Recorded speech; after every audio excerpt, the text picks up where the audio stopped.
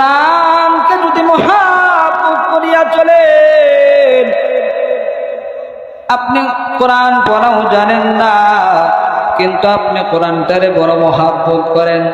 এই গ্রামের ভিতরে এমন মানুষ রয়েছেন যেই মানুষটা কোরআন পড়া জানে না, কিন্তু কোরআনটারে বড় মহাব্বত করিয়া করিয়া চলে। কোরআনটারে বুকের ভিতরে জড়াইয়া লয়।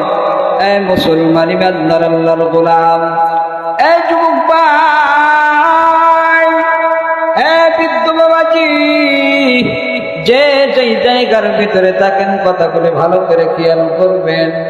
ইমাম গাজালি একটা বর্ণনা করেছে, সাধারণত আপনারা দেখবেন দুনিয়ার ভিতরে যখন কারো বাবা মারা যায়, সন্তান করে কান্না করে। ইমাম গাজালি কিতাবের ভিতরে বর্ণনা করেছে, একজনের বাবা মারা গিয়েছে, সন্তানগুলি ওয়াজরে কান্না করতেছেন। সন্তানগুলোর ডাকটা বলেন ইমাম গাজালি, ওরে সন্তান,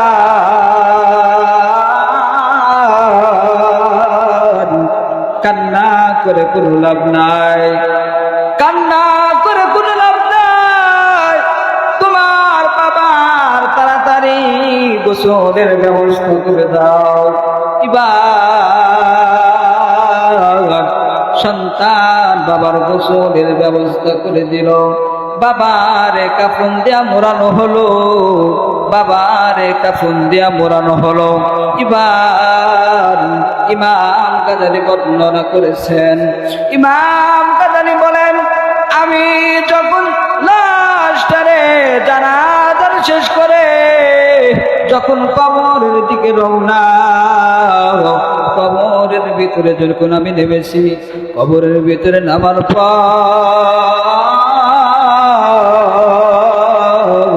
ওই কবর থেকে এত সুন্দর সুঘ্রাণ আসে।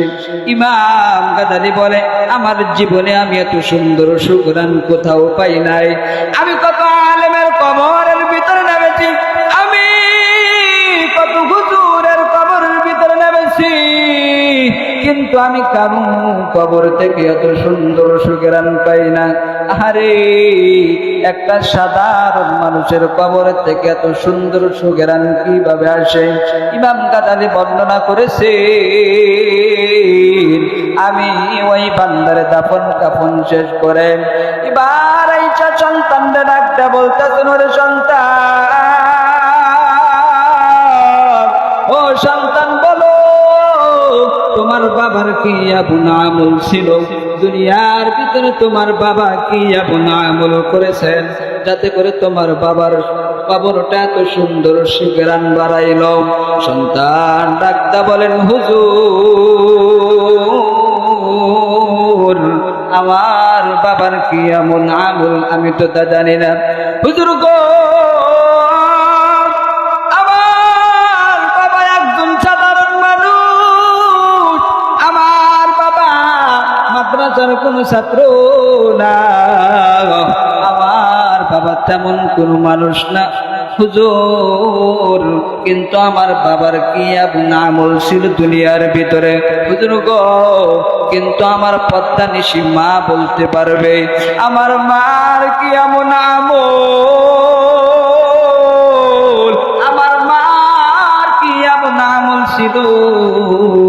এবার ইমাম গাজালি মায়ের কাছে চলে গেলেন, মার কাছে যাইয়া দরজার থেকে লক করতেছেন, মারে বলতেছেন, ও মা, আমি ইমাম গাজালি তোমাকে ডাকতেছি। এবার মা বলতেছেন, কি বলেন, তাড়াতাড়ি বলেন। বলতেছেন, তোমার স্বামীর কি এমন আমল ছিল যার কারণে তোমার স্বামীর কবর থেকে এত সুন্দর সুঘ্রাণ বাড়াইল? ভিতর থেকে মা শুধু কান্না করতেছে, শুধু কান্না করে। ইমাম গাজালি বর্ণনা করে বলেন, ও মা, আপনি কিসের জন্য কান্না করেন? ইমাম গাজালি বলেন, ও মা, আপনি কেন আপনি এরকম ভাবে কান্না করতেছেন? এবার মা বলতেছেন, আমি এমনিতেই কান্না করি, আমার স্বামীর কি এমন আমল আমি তো তা জানি না। আমার স্বামী একজন সাধারণ মানুষ, অববিন মুসলমান। কথাগুলো একটু ভালো করে খেয়াল করো। মা ডাকতে বলতেছেন, আমার স্বামী একজন কাঠুরিয়া মানুষ। কি মানুষ? আমার স্বামী একজন কাঠুরিয়া মানুষ। হুজুর গো, কিন্তু আমার একদিনের ঘটনা মনে পড়ে যায়। আমার স্বামী একদিন লাকড়ি সংরক্ষণ করতে গিয়েছেন, লাকড়ি সংরক্ষণ করে নিয়ে আইসা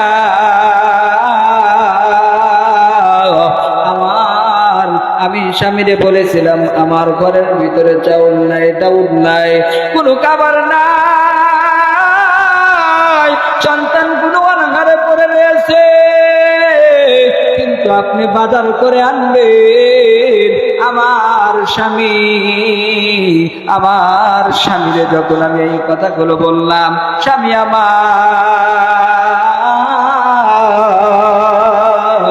লাকড়ি সংরক্ষণ করে বাজারে চলে গেলেন।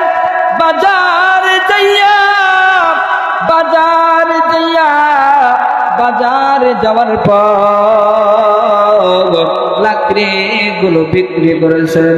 লাকড়ি বিক্রি করার পর এবার ওই যে পানের স্ত্রী বলে দিয়েছেন, আমার ঘরের ভিতরে চাউল নাই, আমার ঘরের ভিতরে টাউন নাই, আমার ঘরের ভিতরে কোনো কিছু নাই, খাবার নাই, দাবার নাই, কোনো কিছু নাই, যতটুকু টাকা হয়েছে এবার আমি বাজার করার উদ্দেশ্য রওনা হইলাম।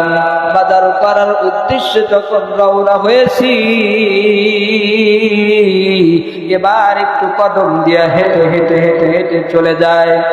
কাটুরিয়া ভাই কদম দিয়ে একটু হেঁটে হেঁটে যাওয়ার পরে ওই কাঠুরিয়ার কানের ভিতরে কেমন জানি আওয়াজ আসে, আর বলতেছেন, ও ভাই আমার কাছে আল্লাহর কালাম পাওয়া যায়, আমার কাছে আল্লাহর কালাম পাওয়া যায়।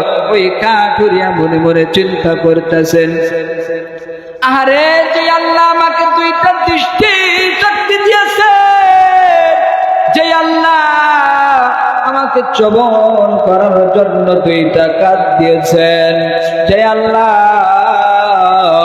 আমাকে কাজ করার জন্য দুইটা হাত দিয়েছেন, যে আল্লাহ চলাফেরা করার জন্য দুইটা পা দিয়েছেন, যে আল্লাহ সুস্থ রেখেছে, না জানি ওই আল্লাহর কালাম কত সুন্দর, ওই আল্লাহর কালাম না জানি কত সুন্দর। এবার কাঠুরিয়া মনে মনে এইগুলো বললেন, আর ওই ব্যক্তির কাছে চলে গেলেন, কোরআনটা ক্রয় করেছেন, কোরআনটা কিনে বুকের ভিতরে জড়াইয়া এবার বাসা বাড়ির দিকে রওনা হয়ে গেলেন। বাসা বাড়ির দিকে রওনা, বাসা বাড়িতে এসে পৌঁছলেন। এবার পানের স্ত্রী ডাক দিয়ে বলতেছেন, ও পানের স্বামী আমার, আপনাকে আমি বলেছিলাম আমার ঘরের ভিতরে চাউল নাই, ডাউল নাই, আপনি বাজার কোথায় রেখেছেন? এবার স্বামী বেচারা ডাক দিয়ে বলতেছেন, ও পানের স্ত্রী, রাগ হবি না, একটু কষ্ট করো, আমি মেনে নিলাম। এবার ইমাম গাজালিকে বলতেছেন, হুজুর গো, কিন্তু আমার স্বামী যখন কোরআনটা বাড়ির ভিতরে নিছেন, কোরআনটা আনার পরে আমি দেখতাম পলায়া পলায়া ঘরের ভিতরে থেকে দেখতাম আমার স্বামী সকালবেলা ওযু করত। আমার স্বামী একজন কাঠুরিয়া মানুষ, আমার স্বামী কোরআন পড়া জানে না,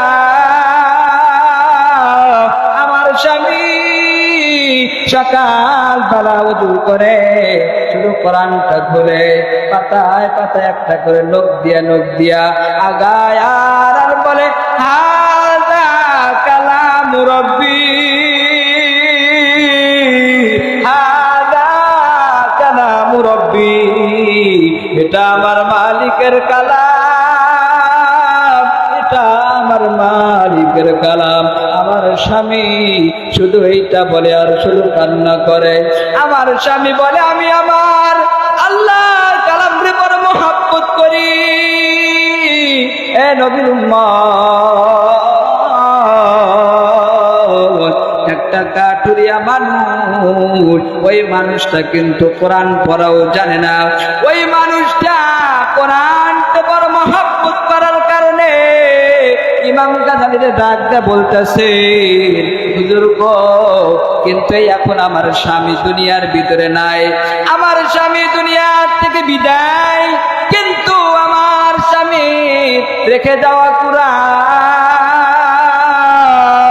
আমার স্বামীর কোরআন যদি এখন খোলা যায়, আমার স্বামীর কোরআনটা যদি এখন খোলা যায়, কোরআনের প্রতি পৃষ্ঠায় পৃষ্ঠায় কান্নার পানি রয়েছেন। আল্লাহু আকবার।